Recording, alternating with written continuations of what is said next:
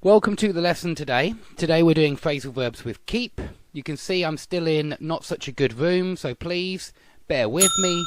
I'm hoping to have a better place to do these lessons soon, and a better microphone and a proper place where I can do this, but I'm still doing this in my bedroom against the wardrobe, so there's not much I can do to improve the quality, but in the future, hopefully one day, I'll be able to. Now let's start with keep back. Keep back just means stay back. A teacher could keep a child back at lunchtime, meaning that they will keep them in the class, keep them in the classroom in their break, and that would be keeping someone back as well. And so it could be used in a few metaphorical senses. But keep back basically means stay away from, stay back from. So keep away from, stay away from. I think a number of keep phrasal verbs are fairly logical, and they mean what you would expect them to mean, but not all of them. So if we look at keep someone abreast of current affairs, or keep someone abreast of developments, then this means keep someone informed. And it's quite a formal phrasal verb to keep someone abreast of developments, or keep someone abreast of any changes to the schedule or something like that. So it's quite formal. It's perhaps not so good for informal speech, but it's regularly used. It's a good one to be aware of. Okay, if you keep at something, you persist in doing it. It's very often used for something difficult but positive. So I hope that many of my viewers have been keeping at these phrasal verbs, because I've been making these videos now for a number of years, and I hope you've been keeping at them, because you will improve if you keep at them, if you keep on doing them. And this is the main difference between keep at and keep on. Keep on means continue doing. Keep at means persist in something. So you could keep at your homework for 3 hours, or you could keep on doing your homework for 3 hours. You just need to use the verb after on, continue doing it for 3 hours. But keep at, you can straight away use the noun. He kept at his homework for 3 hours. That's the only difference I can really see between these two, but they're both very common phrasal verbs as well. So yeah, they're very subtle, the differences between different phrasal verbs. Let's have a look at the next one. Keep on at someone. Now, again, those of you who've kept at this course for a number of months, they should remember keep on at from phrasal verbs of talking, and maybe even phrasal verbs with at. I think I included it in that lesson as well. Now, if somebody keeps on at you, it means that they nag you. They constantly criticize you. Now, there are two possibilities here. That's why I've written two, nag and constantly criticize. They could be constantly criticizing you, or they could be constantly demanding something from you. And both would be good for keep on at. So you could say something like, my dad always keeps on at me to cut my hair. That's one possibility. Or you could also say, my dad always keeps on at me to, it could be anything really, to do my homework, and then he's nagging you. He's pestering you to do your homework. And I want to remind you that we also have go on at and be on at someone, and they are very much the same as keep on at someone. Now, there's another one which is very similar, keep on about something. This isn't really criticizing necessarily, but it's when you continually talk about something. So if you keep on about your wedding, it means you continually talk about your wedding, perhaps to the annoyance of your friends.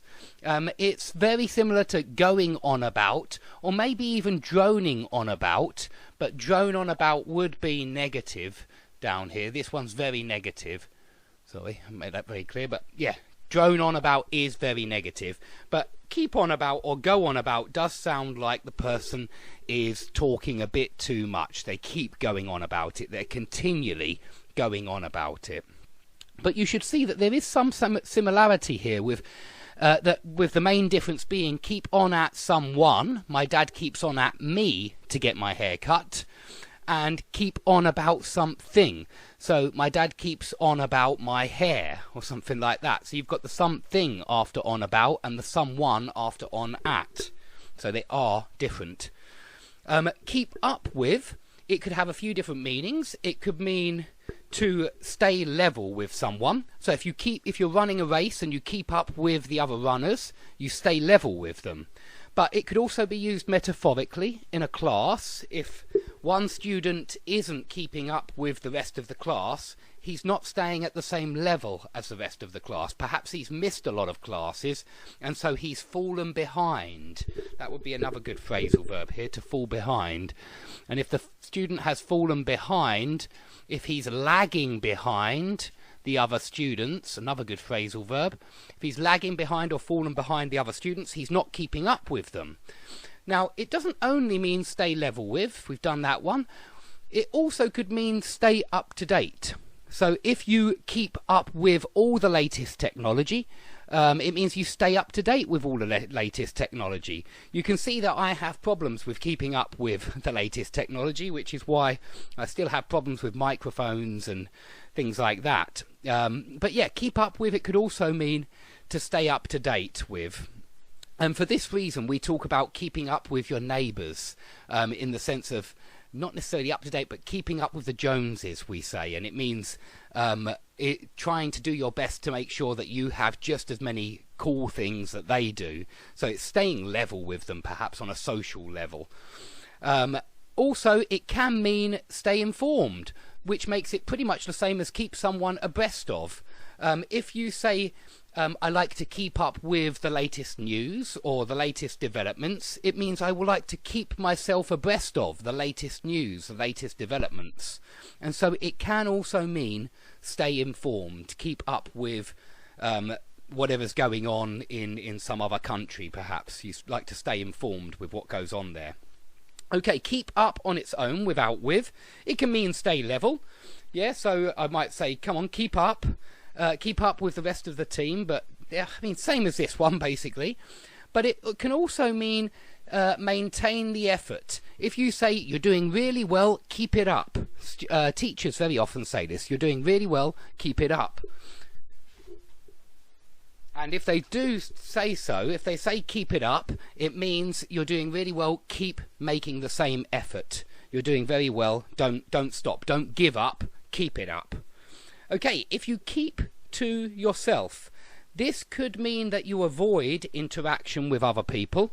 You just keep to yourself. You don't like to socialise with other people. You prefer to be a little bit more reserved, a little bit shyer, and you avoid interaction with others. But you could also have a secret which you keep to yourself. And so this means avoid telling others the secret. Maybe somebody lets you in on a secret, but you decide to keep it to yourself. You don't go and tell everybody about it, you keep it to yourself. So remember, let someone in on as well. I always try and repeat old phrasal verbs in these lessons so that you don't forget them. Let someone in on, it means allow someone to know a secret. Tell someone a secret. Okay, keep to is exactly the same as stick to.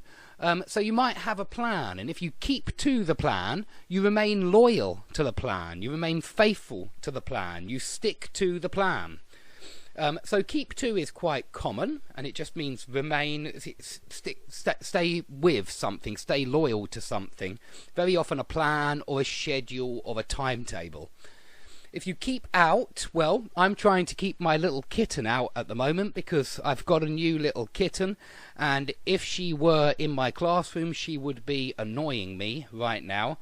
She tends to jump on my feet and things like that, so I've kept her out. I've shut the door, and my door doesn't have a handle which locks, so I've had to put the radiator against the door to keep her out. Keep off, it means pretty much what you expect it to mean. It means stay off. So you can say keep off the grass. Yeah, quite often you'll see a sign that says keep off the grass. It just means stay off of something. If you keep it together, then you maintain your composure. You might say this to somebody who is throwing a tantrum, someone who is having hysterics, somebody who is overreacting emotionally. you'll say keep it together, and it means maintain your composure, avoid emotional reactions, hold yourself back. If you remember hold back, when you hold yourself back, it means you avoid acting too emotionally and you try and keep it together. So please notice that in English quite often avoiding emotional reactions is positive, because it seems quite childish to react emotionally as an adult. Okay, if you keep in, if a teacher keeps a child in during the break, it's like keeping them back because they've been naughty. But you know, I have to keep the kitten in at the moment because she's only a little kitten, she can't go out in the garden. If you keep in with the neighbours, I'm trying to keep in with the neighbours because I've just moved, it means you stay in a good relationship with someone. So it's similar to get on with. If you keep in with a group of people, you try your best to continually have a good relationship with that group of people. So yeah, I'm trying my best to keep in with the neighbours. Keep someone from doing something is the same as prevent someone from doing something. So if you say my illness kept me from studying hard for the exam, it means the illness prevented you from studying hard for the exam.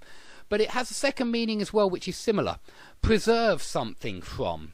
So if you keep something from the air, that means you make sure that the air can't get to this something. So maybe we're talking about some wood. Maybe you've got a new shed in the garden and you need to keep the humidity from the shed.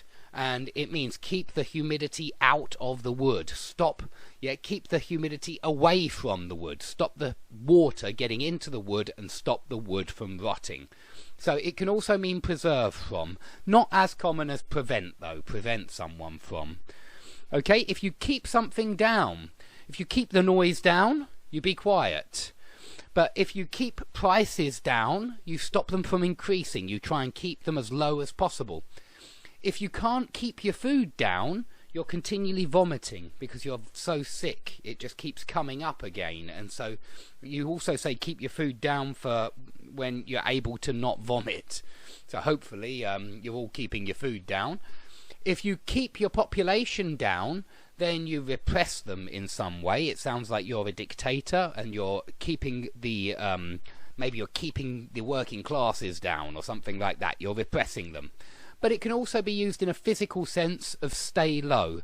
So if you're in the military and you're in the middle of a battle, you might tell the other soldiers to keep down, to lie down, to stay down, because somebody's shooting at you. Okay, if there's any questions about these phrasal verbs, please ask them under the video. I'll be delighted to answer any questions, and I hope to see you all soon. Thanks for watching.